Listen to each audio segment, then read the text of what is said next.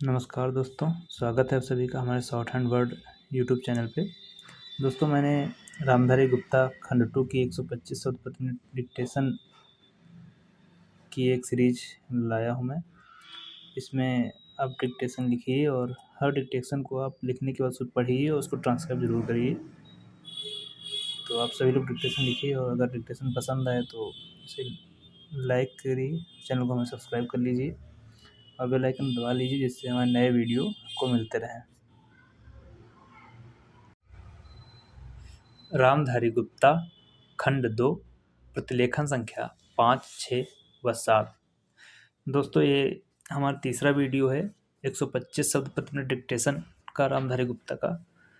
आप लोग डिक्टेशन लिखिए और डिक्टेशन को ट्रांसक्राइब करिए और जो मिस्टेक्स हों कमेंट में बताइए। आपकी डिक्टेशन स्टार्ट होगी 5 सेकेंड बाद।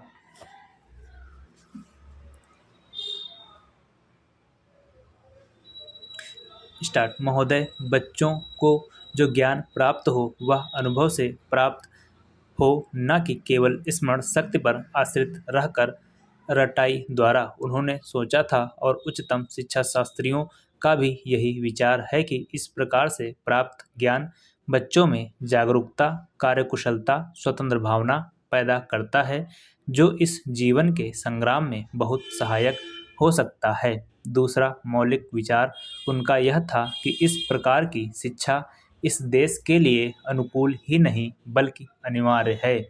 बच्चों से जो कुछ भी काम कराया जाए वह उत्पादक काम हो और उससे जो कुछ भी पैदा हो उससे शिक्षा का व्यय यदि पूरा नहीं तो अधिकांश निकल सके, क्योंकि यदि शिक्षा का व्यय दूसरे प्रकार से निकालने का प्रयत्न किया जाएगा तो वह बोझ इतना बड़ा होगा कि शिक्षा सार्वजनिक नहीं बन सकेगी। पिछले वर्षों में जो कुछ भी विचार किया गया था या प्रयोग करके देखा गया, उससे जहाँ तक मैं समझता हूँ वही निष्कर्ष निकाला जा सकता है जो पहले सम्मेलन में हुई बहस से निकाला जा सकता था। हमारे शिक्षा शास्त्रियों ने इस पद्धति की अनुकूलता और श्रेष्ठता तो मान ली थी, पर उनकी दृष्टि में इसके द्वारा शिक्षा का व्यय निकालना असंभव ही नहीं, अनुचित भी था। प्रयोग से देखा गया है कि इस पद्धति की उपयोगिता और इससे पूरा हो नहीं तो अधिकांश व्यय निकाला जा सकता है। यह मैं प्राथमिक और माध्यमिक शिक्षा के संबंध में कह रहा हूँ। उच्च कोटि की शिक्षा के संबंध में अभी प्रयोग नहीं के बराबर हुआ है, इसलिए उसके संबंध में अभी कुछ भी कहना संभव नहीं है। इतना होते हुए भी हम देखते हैं कि इस पद्धति को उतना प्रोत्साहन नहीं मिला और न इसका उतना प्रचार ही हुआ जितना होना चाहिए था और जितना स्वराज्य प्राप्ति के बाद हम कर सकते थे। इसका कारण जहाँ तक मैं समझता हूँ यही है कि इसकी उपयोगिता प्रमाणित होने पर भी पुरानी पद्धति पर जो आस्था थी वह अभी दूर नहीं हुई है और इसी कारण शिक्षा के काम में जो व्यक्ति लगे हुए हैं उनका न तो इस ओर ध्यान गया है और न उन्होंने इस विषय पर गहराई से चिंतन ही किया है। आज भी हम इतना ही कह सकते हैं कि इस पद्धति का अभी केवल प्रयोग ही किया जा रहा है। इसे राष्ट्रीय कार्यक्रम मानकर हमारी सरकार ने उसको चालू करने का निश्चय नहीं किया और क्रियात्मक रूप से कुछ करने की बात तो नहीं के बराबर ही है।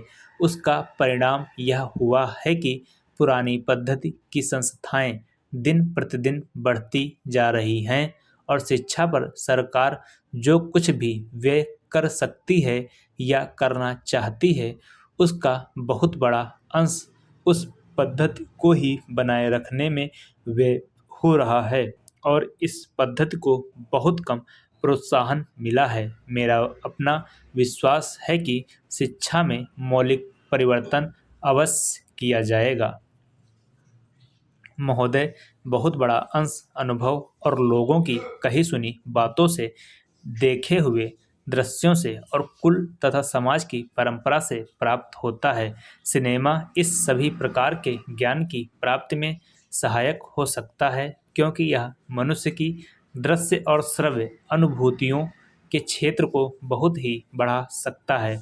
यह एक साधारण सी बात है जिसे सभी जानते हैं कि केवल सुनी सुनाई बात की अपेक्षा हम पर देखे हुए दृश्य का प्रभाव अधिक पड़ता है, और हम यदि सिनेमा द्वारा किसी चीज को देख लेते हैं तो उसका उतना फल तो नहीं होता जितना स्वयं आँखों द्वारा देखने से मिलता है। उससे तो कहीं अधिक अमिट छाप किसी के सामने किसी दृश्य के वर्णन करने से पड़ती है। मन बहलाव के भी साधन कितने ही प्रकार के होते हैं। कुछ तो ऐसे हैं जो मन बहलाव के साथ साथ शिक्षाप्रद भी होते हैं और इसके विपरीत बुरे संस्कारों का साधन बन जाते हैं। मैं स्वयं यह दावा नहीं कर सकता कि मैंने बहुत सी फिल्में देखी हैं। सच पूछिए तो मुझे बहुत कम फिल्में देखने का अवसर मिला है, पर मेरे पास जो खबरें पहुंचती हैं, बहुतेरे विश्वसनीय भाइयों और बहनों द्वारा जो शिकायतें पहुंचाई जाती हैं, उनसे मालूम होता है कि बहुतेरी फिल्में दूसरी कोटि की हैं जो शिक्षा अथवा मन बहलाव का साधन न बनकर बुरी वासनाओं को जागृत करती हैं, विशेषकर युवकों के चरित्र पर बुरा प्रभाव डालती हैं। हो सकता है कि इस प्रकार की फिल्में अधिक लोकप्रिय होती हों, उनके द्वारा अधिक पैसे कमाए जा सकते हों।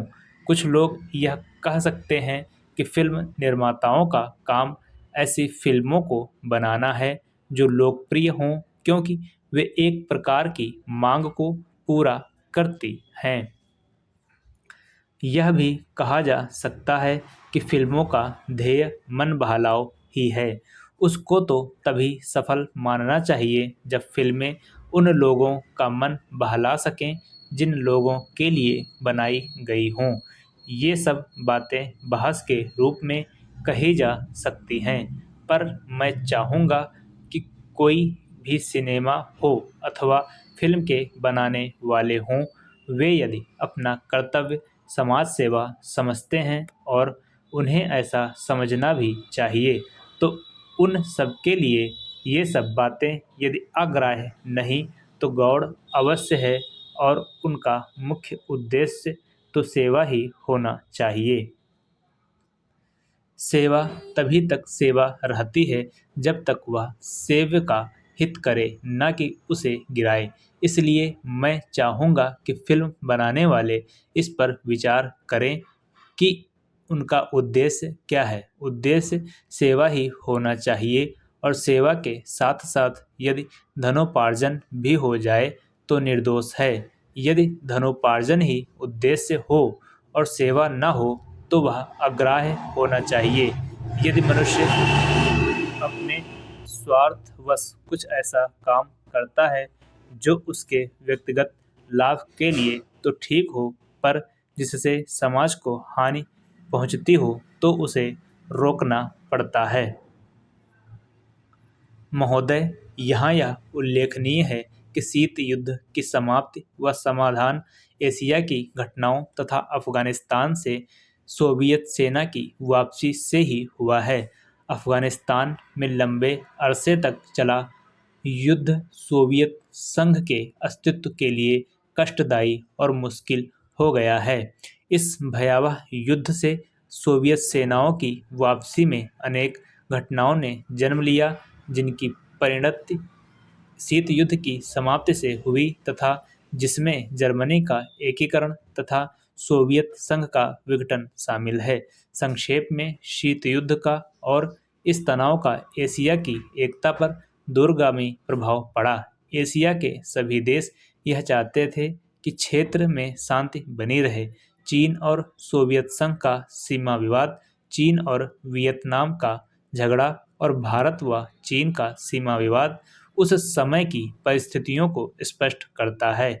इस तरह से पाकिस्तान पूरी तरह से थाईलैंड और फिलीपींस के साथ अमेरिका के खेमे में चला गया था, जापान अपने आर्थिक और व्यापारिक संबंधों के कारण पश्चिम के देशों में सामीप्य स्थापित कर रहा था। इससे एशिया की एकता को एक नया धक्का लगा है, क्योंकि एशिया के देश अलग-अलग खेमों में बट गए थे। 1960 के दशक में एक नया मोड़ आया जब शीत युद्ध के समय में आसियान के नाम से एक नए गुट का प्रादुर्भाव हुआ। इससे दक्षिणी पूर्वी एशिया के देशों में नए आर्थिक और सुरक्षा संबंधी प्रयास किए गए। इन देशों में सांस्कृतिक एकरूपता की वजह से भी एक नए गुट ने जन्म लिया, लेकिन यह कहना कठिन होगा कि इन दक्षिण पूर्वी एशियाई देशों में से समूचे एशिया की पहचान या एकता बनाने में सहायता मिली है या उससे धक्का लगा है, क्योंकि इन देशों ने अपनी नीति बहुत स्पष्ट नहीं की और केवल अपने ही गुट के अंदर भूमिपुत्र नीति को जन्म दिया। भारत भी अब आसियान का सहयोगी सदस्य बनने जा रहा है।